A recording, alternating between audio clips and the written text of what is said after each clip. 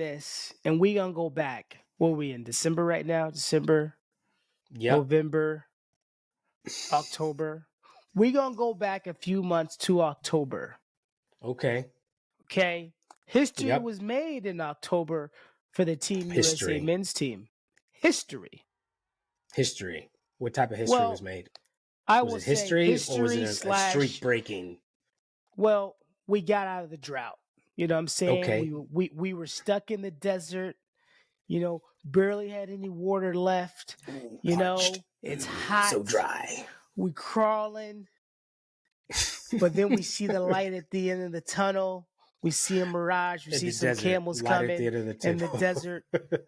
We see it, man. We see it. We see it. And after We see it from afar. 9 long years, 9 long years. It was long. horrific years of not getting Horrific. on the I podium. don't know. I don't know about horrific. Well, for true fans, it hurts seeing was us painful. go to Worlds 9 It was painful. times, 8 times. It was painful, especially 8 watching consecutive GB medal like times. 3 times in that period. I think.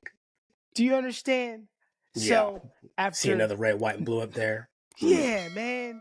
It was every because here's the thing, Taqiy. We talk about this off air all the time, so we're gonna bring this conversation to the public. But we Yep. talk about it, man. Mm-hmm. How the heck did we go 8 years without medaling? As good as we are, okay, as good as Team USA men is, and the talent that we have, it took 9 years. Like I said, I'm coming from a fan. Well, obviously. you know, I think we can medal. I think we can medal every year. Yeah, well, you know, there was a time where, you know, we needed to be great because we didn't have that difficulty for years. For years. That last quad, it was kind of tough. I'm not going to lie. You know, Okay. China, All right. Japan, and Russia, they were pretty stacked. So it would have been hard to break into that group. Yeah. You know, but before that, like those 5 years before that, should have been there. But hey, it is what it is. You know, we weren't hitting routines when it mattered the most. And that's what, you know, that's the sport. Yeah. That's the sport. Yeah. You know, you don't hit, you don't medal. It's that simple. That's true. You got to hit So in the clutch. You got to hit in the clutch. You know what I mean? Yeah, man. So Antwerp is a special place for me because that was my first time at World Championships.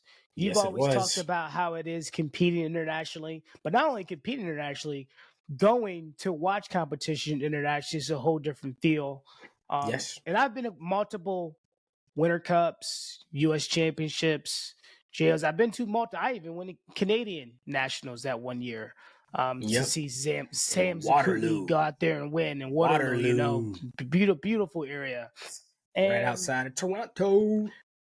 There was nothing like this experience of Worlds, and obviously I feel like I got spoiled, right? Because we go on this drought. My first year going out to Worlds, Team USA wins a medal, team medal. So I'm like, yeah, this is a great first one to go to. You know what I'm saying? It was. Yeah. Unbelievable talk, but let's just kind of talk about that. The significance, the impact of that men's team out there comprised of Fred Richards, Yul Moldauer, Paul Juda, Asher Hong, Khoi. Am I missing anyone? Khoi Young. You said Khoi. You gave everyone's last name, Khoi Young. Okay.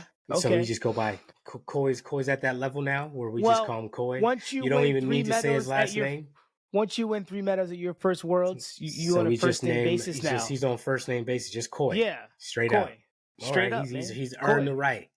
Yeah. I think honestly, they all earned that right. I'm gonna be real. Paul, Khoi, Yul, Asher, Fred. The hard part about Paul is we've already had another great Paul. We've already had another great Paul. I was Juda. So that goes. Juda. Yeah. You just call him Juda. All right. Juda. Yeah. Because Juda's better. Because we haven't had great Fred. Fred is the best Fred. Yul is obviously the only Yul. Yeah. I mean, Khoi's the only Khoi. Asher's the only Asher. Well, Paul, he's got to do a lot of work to catch that other Paul. That ham. Yeah. That's true. Ham. You know what I mean? True. So, but it's okay. We just go with Juda. He's a Juda. Go with Juda. He's a Juda. Okay. All right. Yeah. All right. So as we revisit, let's talk a little bit about it before I come up with my segment, because I want to talk about the 5 biggest routines for the men at Worlds, and you can let me know what your thoughts on it. But before we get to that, like, what was the impact of those men winning this past October for in your eyes? I don't the impact. I won't even say it's necessarily the impact. It's just the fact. That was the result. The impact was the result. You know what I mean? Yeah. They got a medal.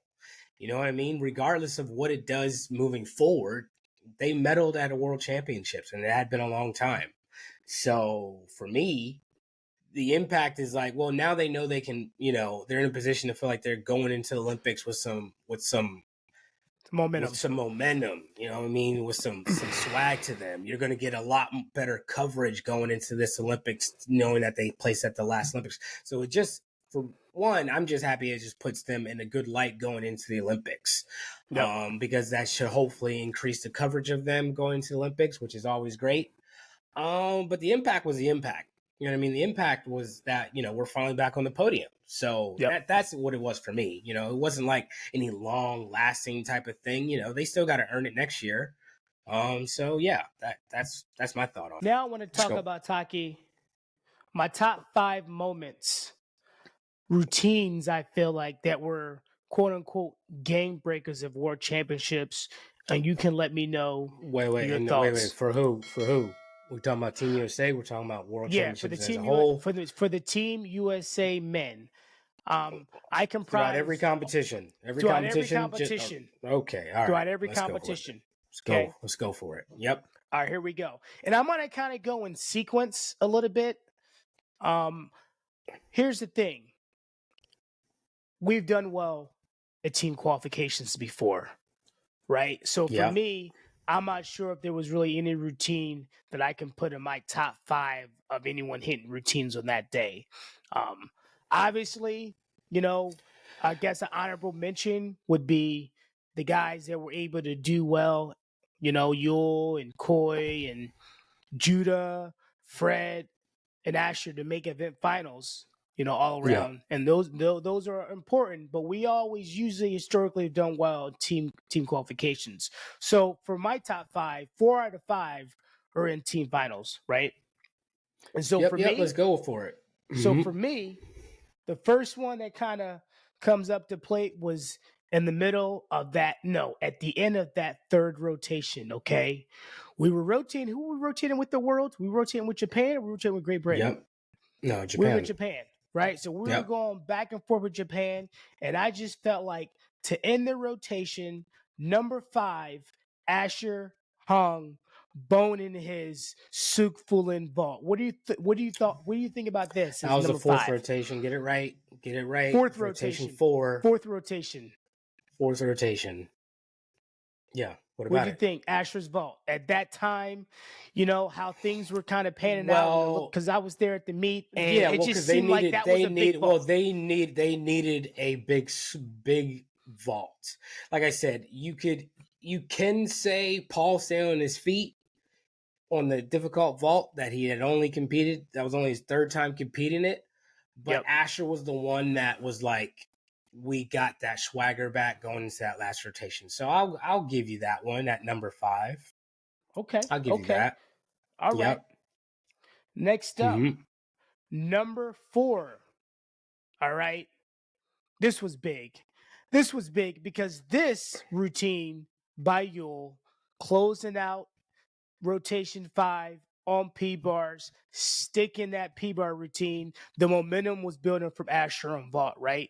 And we had the first 2 hits on P-bars, and that was great. But I felt like when Yul landed that dismount, being there in the arena, that was the first time I felt as a fan, stuck it.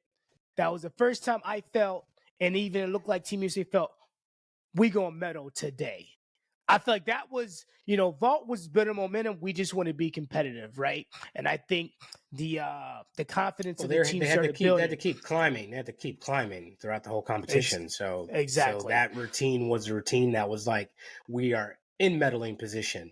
You know what I mean? Yes. That was kind of, vault was, we're back in the competition. Parallel bars is that we are medaling in this competition, and then high bar was not blow it.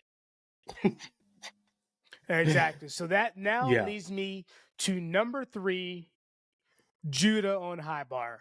I mean, Juda did one of the best routines that he can do. I mean, he's obviously a clean gymnast, but I just felt that, Khoi got us on base, right? Last event, Khoi got us on base. He wasn't going to do an amazing score, but, Khoi did his job by just staying on, right? Staying on the apparatus. And I felt like Juda was someone that we know he can hit well. We need him to hit well for a big score on that last event. So what do you think of Juda number 3? It was a very important routine. It was very important. Every routine in team finals is important. I wouldn't put it number 3. Okay. I'd probably put it 4. I'd probably switch with Yul. Okay. If I'm being honest. Okay. If I'm being honest, because they were doing well on parallel bars, but like they weren't scoring really, really high on parallel bars at that point. You know what I mean? They had some decent scores, but that almost 15 kind of changed that dynamic. You know what I mean? Like I said, true. it was a little different. You know what I mean? Like I said again, where it isn't much of a difference, but I'd probably switch the 2 in my estimation. That's me. Okay. All right.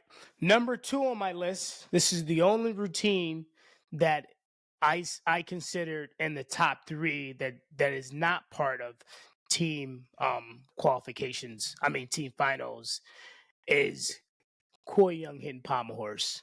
I felt that for how his worlds was going and for him to come from where he was the whole season and to come and hit pommels like that, I think that set him off to just being like, playing with house money when he got to vault, right? When he won another silver medal. Yeah. But I thought him hitting that Palmer's routine was one of the biggest routines we've seen at Worlds for an American gymnast. It was a big routine. Like I said, at a team Worlds, again, I'm not taking anything away from Nedorostik winning, because that was obviously a massive routine, but that was at an individual World, so it kind of took on a different feeling for me, at least personally. But Khoi, that was a massive set because he was really early up, right? Yeah. And everyone was kind of chasing him until the last person, like Reese was last. And for him to throw down a routine that was just like, oh, he might win. So I'll give you that. I'll give you that because, I don't know. This is tough. This is your list, so keep it moving. All right. But and number 1, I can't argue that. And number 1, there obvious. was, I would say it's obvious, but let me tell you, I think we all know, Fred's number 1, his team finals hit on the high bar. But if you were paying attention to Worlds, in qualifications he fell. Right. Yeah. And as good and as much confidence you have in Fred to hit, which I still had confidence, knowing that he fell in team qualifications and going up and last. And all around. Yes, that's after the fact, but afterwards. All around. Yeah, afterwards, but all around. So knowing that there is inconsistency in his gymnastics on high bar. Yes. Keep it going, though. And to know that he is going up, bronze medal on the line. And honestly, Tak, I don't know if there's like a grip metric to holding the bar, but I just feel like watching him swing, he was holding that bar so tight, man. When he did that full talk, and he muscled it through, dude, I just felt like he was gripping that bar tight. Yeah. Oh my God. You know what I'm saying? Like there was no way he was coming off that bar or having any major break. I saw that fight. Yeah. So that's number 1 for me. That was a baller routine. Like that was a beautiful set.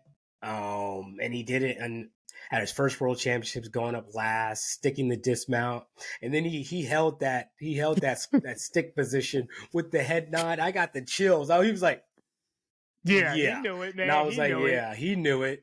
He knew it. And then to watch the guys. So yeah, you have to say that's number 1 routine.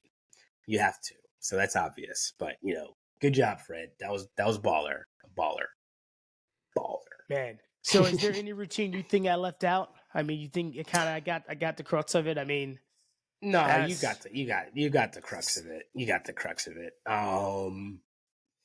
Yeah, top 5 routines. You know what I mean? Yeah, you don't want to. Obviously, you don't want to take any qualification routine. I would have maybe considered putting Khoi's qualification pommel horse routine in there because that was kind of like the routine. I was like, wow, hold up, he is that good on Khoi. pommel horse. Yeah, exactly. He is that good on pommel horse. Qualified in second place, then gets second place. You know what I mean? So I thought that was a major routine. So but again, putting the actual medal winning routine in there is definitely something that's undeniable. So yeah, I'll go with you on that one.